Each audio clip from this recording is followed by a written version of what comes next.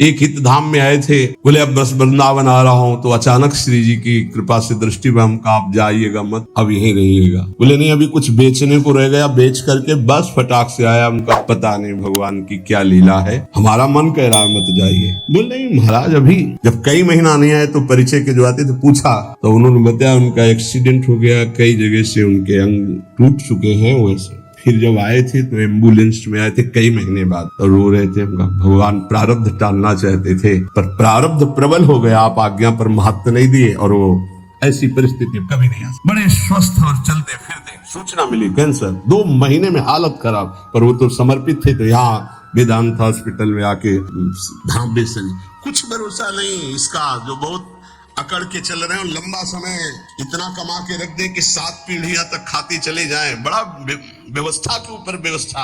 ये नहीं सोच रहे यहाँ से जाने की तैयारी हम क्या कर रहे हैं। नारायण स्वामी जी कहते हैं, गोस्वामी तुलसीदास जी महाराज के दोहे हम अपने जीवन में सामने रखा है, आप भी सुन लीजिए। सत्य वचन आधीनता परतीय मातु समान, इतने में हरि ना मिले तो तुलसीदास जवान। मैं इस बात की गारंटी लेता हूं कि यदि आप वाणी से सत्य बोलेंगे और भगवान की अधीनता और पराई माता बहनों के मात्र दृष्टि से, तो तुम्हें भगवान मिल जाएंगे पक्का। इतने में ना मिले तो इसकी जमानत मैं लेता हूँ, गारंटी मैं लेता हूँ, निश्चित भगवान मिलेंगे। मैंने बहुत इस दोहे को सामने रखा है, सत्य वचन और भगवान की आधीनता और परती मात समान, इतने में हरि ना मिले तो तुलसीदास जमान। आधीनता का साधन एकमात्र भगवान का दृढ़ भरोसा। जब मैं गोमती नदी के किनारे भजन किया, नारायण की आज्ञा से अलग अलग आज्ञा होती जाती थी भगवान की, तो वहां से चाहे वो हिंदू हो, चाहे वो मुसलमान हो, चाहे ईसाई हो, कोई भी निकले, हमको सबको नारायण दिखाई दे, सब में नारायण दिखाई देते थे। सबकी चरण रज माथे पे लगा था, सबकी चरण रज माथे पे लगा। अगर कोई इस साधन को कर ले तो बहुत जल्दी देहाभिमान गलित हो जाए। पूज्य राधा बाबा जी ने भी वर्णन किया कि मुझे और किसी से द्वेष नहीं था, अंग्रेजों से द्वेष था, क्योंकि इन्होंने जब हमारे देश पर अधिकार किया तो बहुत अत्याचार किया। उसमें पूज्य बाबा भी देश स्वतंत्रता के उसमें जेल में गए थे, तो उन्होंने देखा था कैसे भारतवासियों के साथ बर्ताव होता है। बूटों में कीलें गड़ी हुई थी, बाबा के जीवन चरित्र में पढ़ा, तो जो उनके सामने सर न झुकाता, गिरा के छाती की पसुरियों पर ऐसे कूदते और बड़ी बुरी दशा से उसको मारते। बाबा का भी, बाबा ने जब पीछे से आ रहा था अधिकारी, तो बाबा ने सर नहीं झुकाया कि चाहे मार डाले मैं इसके विदेशी के आगे सर नहीं झुकाऊंगा। बस पीछे वाले ने कहा झुका दो, उन्होंने कहा नहीं कटवा सकता हूँ, झुका नहीं सकता। राधा बाबा बड़े जिद्दी स्वभाव के थे। इतने में जो ही नंबर बाबा का आया वो सामने आने वाला था, तो ऑफिस में कुछ ऐसा बड़ा से हुआ, क्या हुआ भगा, तो उस दिन फिर दूसरे दिन ट्रांसफर हो गया दूसरी जेल। बाबा को बहुत घृणा थी, गोरा देखते ही अंदर से उनको जलन पैदा हो जाती कि हमारे हिंदुस्तानियों पर इतना अत्याचार करने वाले ये। अंदर से आया कि भगवान की प्राप्ति करनी तो अजात शत्रुता आनी चाहिए, ये ठीक नहीं। तो गंगा के किनारे घाट पे बैठ जाते और जब कोई जैसे अंग्रेज निकलता तो चरण धूलि माथे पे लगाते, कोई पैसा चढ़ा देता तो छोड़ के चल देते। तो एक दिन जब भगवान ने देखा कि अंग्रेजों के प्रति घृणा खत्म हो गई, तो एक अंग्रेज आया और बाबा की जो भद्र करवाई हुई सर थूक दिया होगा। तो उनका गोरे ठाकुर अब ले, अब ईर्ष्या आपसे या द्वेष आपसे या घृणा नफरत नहीं हो सकती, आप ही हो। बस अंदर से वृत्ति गायब हो गई और वह काम हो गया, अब मुझे इसकी जरूरत नहीं। तो यहाँ ये कह रहे कि दास ये कहता है कि यदि सबके प्रति, देखो महापुरुषों के वचन है, यहाँ अगर परम पद में आरूढ़ होना है, भगवत प्राप्ति करनी है, तो सर्वान वस्तुतया निरीक्ष परम स्वाराध्य बुद्धिर्मम।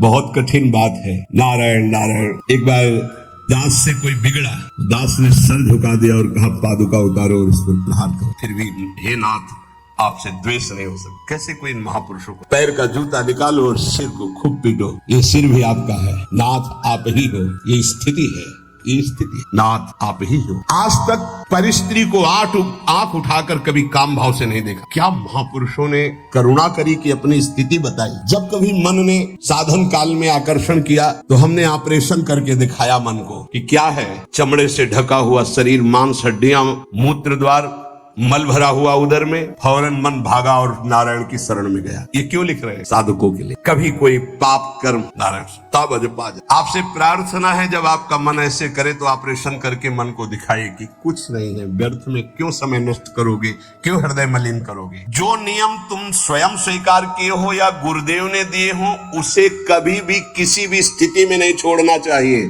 चाहे सुखद परिस्थिति हो, चाहे दुखद परिस्थिति हो, आप उपस्थित हैं उस समय। चाहे वो भजन का हो, चाहे वो सेवा का हो, चाहे वो व्यवहार का हो, आप ध्यान दीजिए, आपको परमार्थिक बहुत लाभ होगा यदि आप ऐसा करेंगे। भगवान की जो इच्छा है उसमें तुम राजी होना सीख जाओ।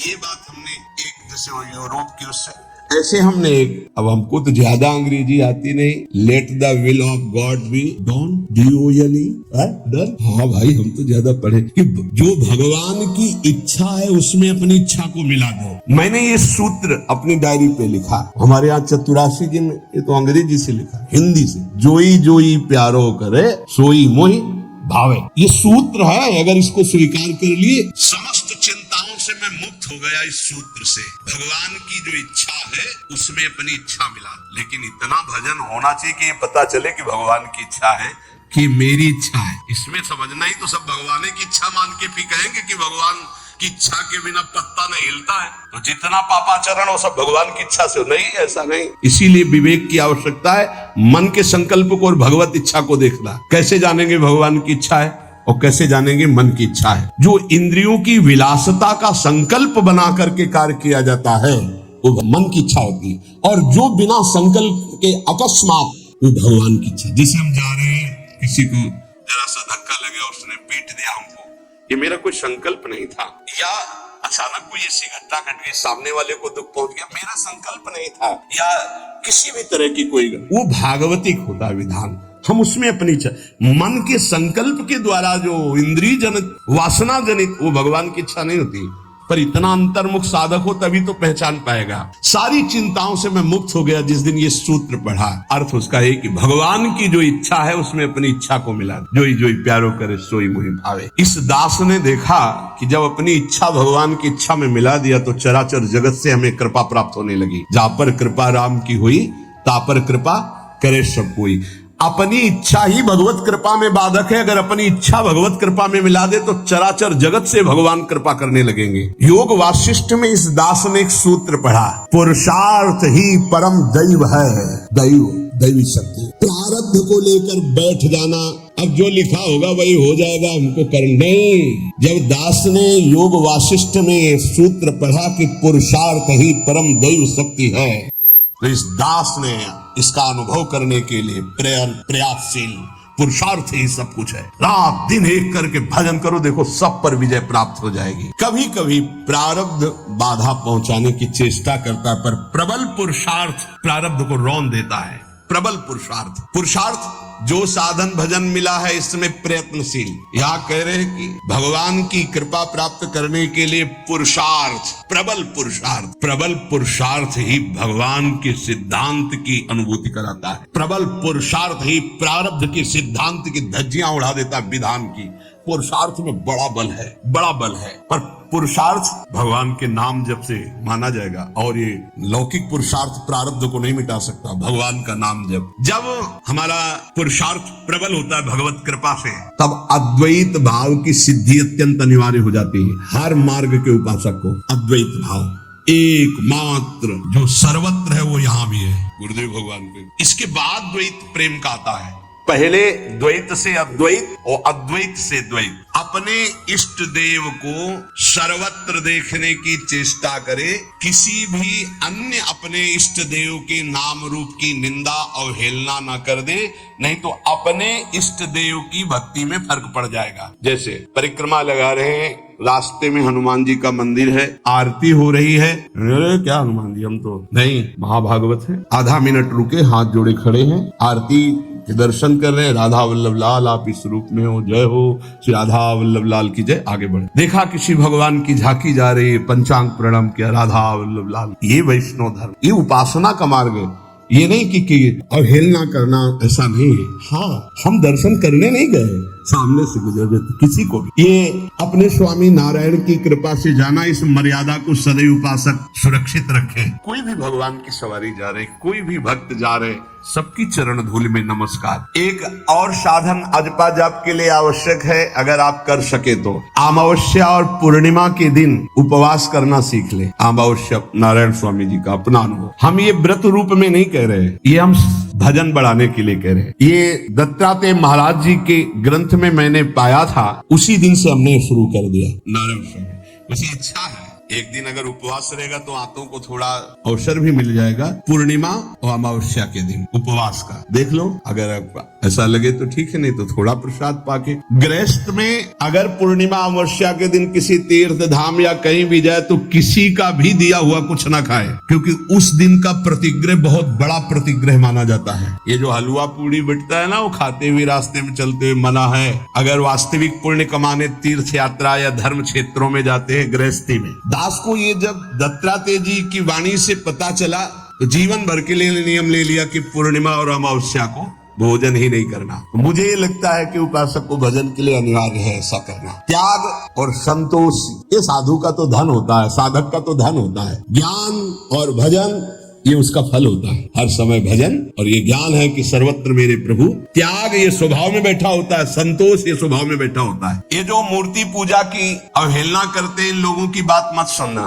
मैं स्वयं अपने भगवान नारायण की कृपा से अनुभव किया है कि मूर्ति पूजा से बहुत जल्दी भगवान प्रसन्न होते हैं। इस दास का अनुभव भी है नारायण की आज्ञा से। सेवा करते समय मन बहुत जल्दी इष्ट में आसक्त हो जाता है। अन्य समय भागेगा लेकिन सेवा में आसक्त हो जाएगा, क्योंकि मन की एकाग्रता सेब में घसीट लेते हैं। साध इसको खिलवाड़ न समझे जब प्रभु की सेवा हो रही। दास को जब नारायण ने आदेश किया तो इसमें बहुत सुख मिला। भक्ति ईश्वर प्राप्ति में समर्थ है, पर ये ज्ञान अत्यंत आवश्यक होना चाहिए। जब सर्वत्र भगवान है तो मूर्ति में भगवान क्यों नहीं? ये जो लोग खंडन मंडन करते हैं अधूरा ज्ञान है। मेरे ख्याल से अधूरे ज्ञान से परमार्थ में काम नहीं चलता है। जैसे एक टांग से चलना बड़ा कठिन होता है, ऐसे ही कि वो निराकार है इतना ही मान लेने से नहीं होगा। जैसे दो टांगों से आराम से चला जाता है तो वो निराकार भी है, वो साकार भी है, वो साकार भी है और निराकार है, दोनों की उपासना हम करते हैं। जैसे साकार रूप में ये कर रहे हैं, निराकार रूप में सब अंतर्यामी रूप में भगवान सबके हृदय में विराजमान है। काम क्रोध लोभ मोह के दमन का साधन जो गृहस्थी में समझते हैं कि बड़ा कठिन है, ऐसा ना समझे। गृहस्थी में इन साधनों का तुम नियम लीजिए, भगवान तुम्हें सामर्थ्य देंगे कि तुम संयमी बन जाओगे, तुम सहनशील बन जाओगे, काम क्रोध लोभ मोह पर विजय प्राप्त कर लोगे। पर जो विरक्त जन है उनको तो कोई भी गुंजाइश इस विषय में नहीं है। गुरु की कृपा से ही सब साधन की जानकारी होती, सब साधन चलने का उत्साह होता और सब साधन की पूर्णता भी होती। सदा अंतर में गुरुदेव भगवान बैठ करके साधन की प्रेरणा करते हैं, कराते हैं और सफलता प्राप्त कराते हैं। इसीलिए कहा कि व्यक्ति कभी गुरु नहीं हो सकता और गुरु कभी व्यक्ति नहीं हो सकता। वैसे मेरा हृदय तो बहुत कठोर है नारायण स्वामी जी के, पर पता नहीं कैसे रिझाए माखन चोर की आकर के मेरे हृदय को माखन बना दिया। भगवत कृपा से, गुरुदेव नारायण की कृपा से दयालु श्री कृष्ण के चरणारविंद में चित्तवृत्ति अर्पित हो चुकी है। ये आखिरी उतार। अगर आपको यह वीडियो अच्छी लगी है तो वीडियो को लाइक करें, कमेंट करें और चैनल को सब्सक्राइब जरूर करें। और मैं आपको मिलता हूँ कल एक और नए वीडियो के साथ। राधे राधे।